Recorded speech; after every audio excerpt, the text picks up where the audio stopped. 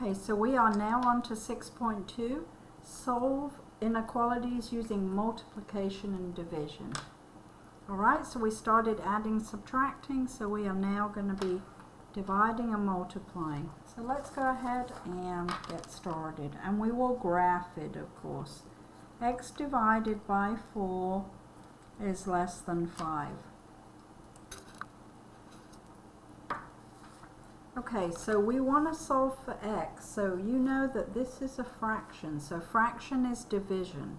So anytime you want to get rid of a number that is division, the opposite that undoes that order is multiplication. So to get rid of this 4, so x will be by itself, we go ahead and we multiply. So we multiply by this side, then that means we have to multiply by this side, because everything has to be balanced. What you do on one side of the inequality, you have to do on the other. So 4 divided by 4 is just 1x. We always want it to be 1x, but we don't need to write the 1. It's understood to be there. Is less than, now 5 times 4 is 20. So there's my answer. 20 is greater than x, or x is less than 20, however you want to read it. So that means do a quick number line. You want to include 20, do a couple numbers on either side. Here 19. You could even do 1 on each side, it doesn't really matter. So we know that this, again, the inequality, does it include 20 or not? So now hopefully you remember when it does not have the equal sign, it does not include 20. So I have to put an open circle. So these are all mathematical ways of expressing things. So for each different, if a number is equal to, they had to have a way to express that versus a number that's not equal to. So a number that's not equal to is an open circle, and a number that is equal to is a closed circle. And you can see it's going down. All these x's are less than 20. So you should be doing like this. You can pick another color if you want, but you can see the way I've drawn the number line.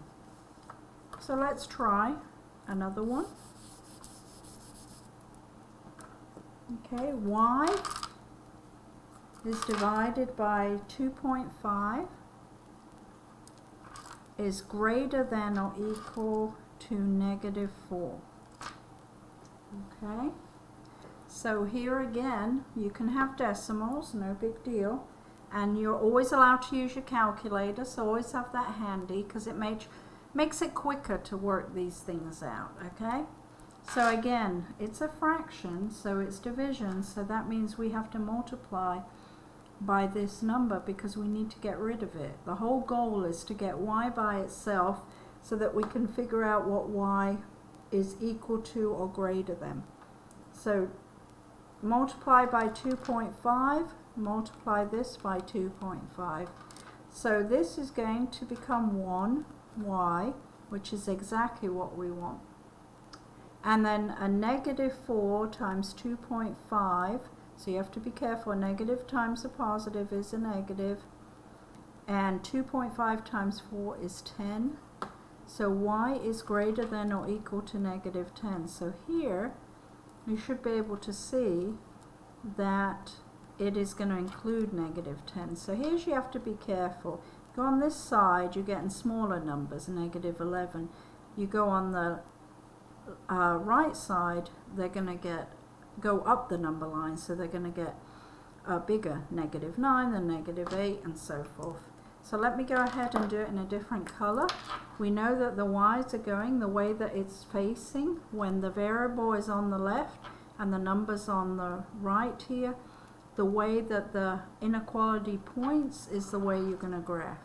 That's why you always want to have the variable on the left, and it's pointing up this way. So that means all those numbers are included, including -10. Okay? So here now is a big concept that you definitely need to write down and pay attention to. Because if people make mistakes, they do it on this. So it's a biggie. So we want to solve inequalities that have negative numbers by multiplication and division. So we're going to solve x divided by negative 6 is less than 7. Okay, so the rule is if you multiply, so you're not talking about addition and subtraction, multiply or divide, okay, by a negative number, you have to flip the inequality.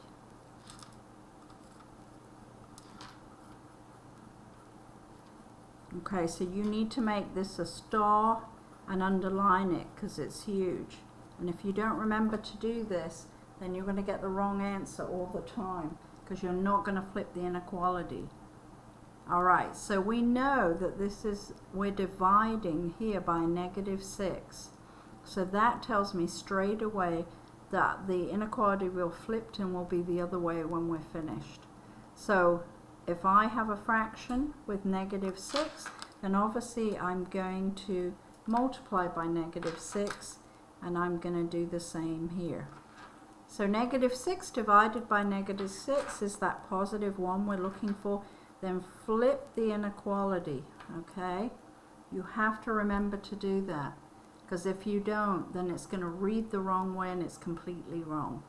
Then 7 times negative 6 is negative 42. So it becomes x is greater than negative 42. So real quick, negative 42. Remember up here will be negative 41, and this will be negative 43. You only need to have the number and 1 on each side. I mean, that will work. If you want to do more, that's fantastic, but you don't have to. Again, we're not including, so a big open circle, and it's going up the number line towards 0. So you go ahead and you just show that the numbers are increasing, okay? So that is how you deal with a negative, and it doesn't matter if we divide or multiply by a negative. Now, not a regular number. If it was 6, no problem. You're just looking at dividing or multiplying by a negative number. That's when you have to go ahead and flip the inequality. Alright, let's try another one.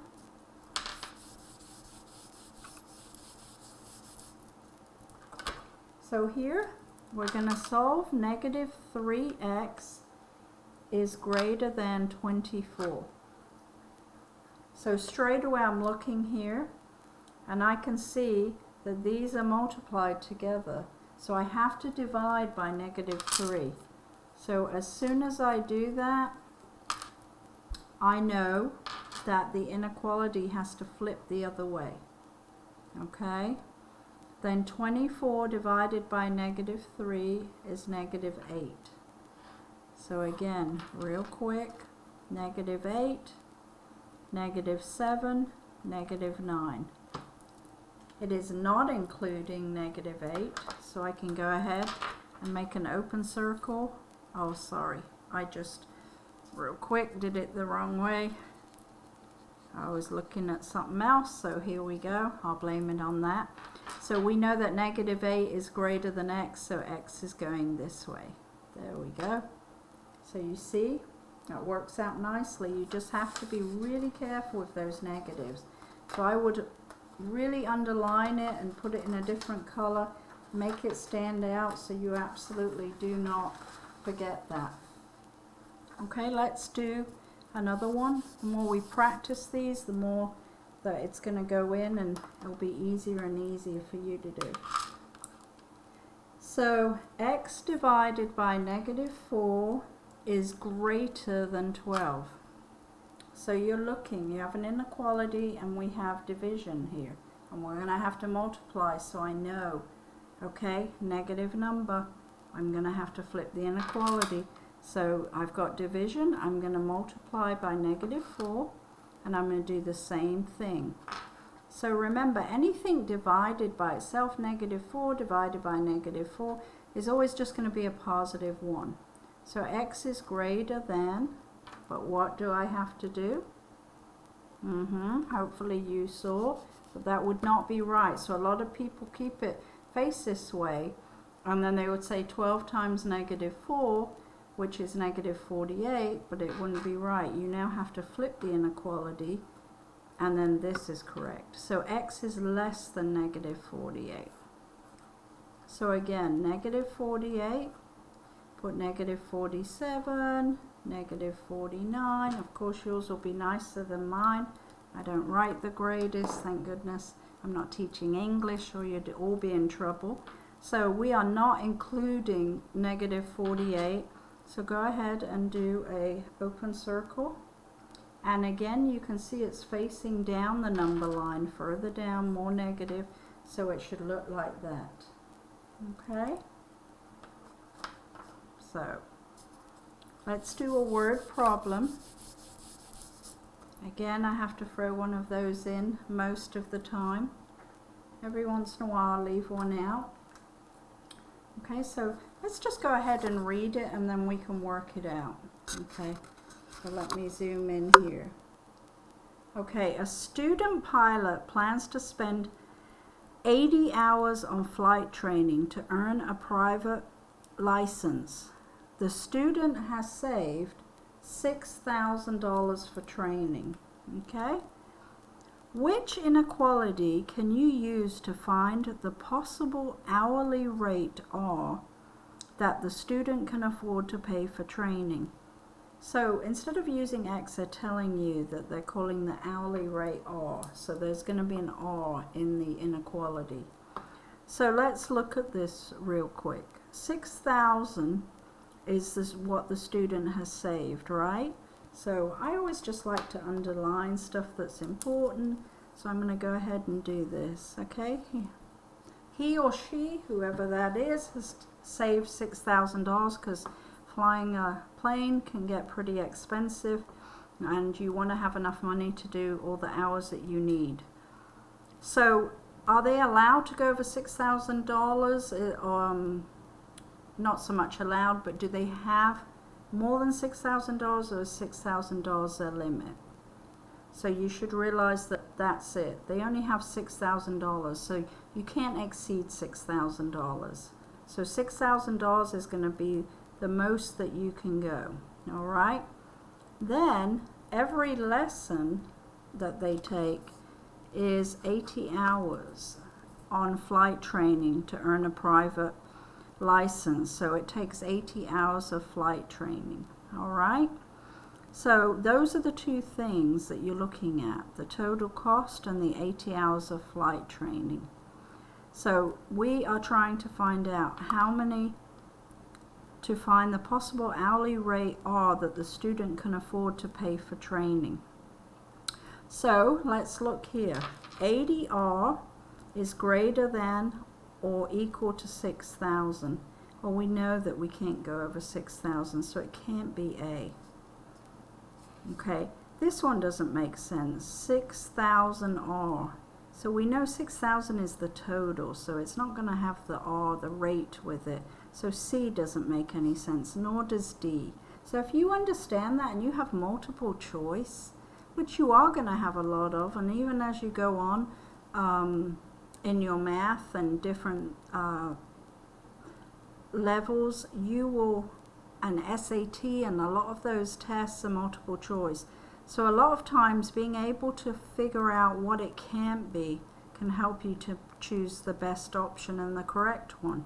So we're down really to this, okay, because we know it can't exceed 6,000. So that's the limit.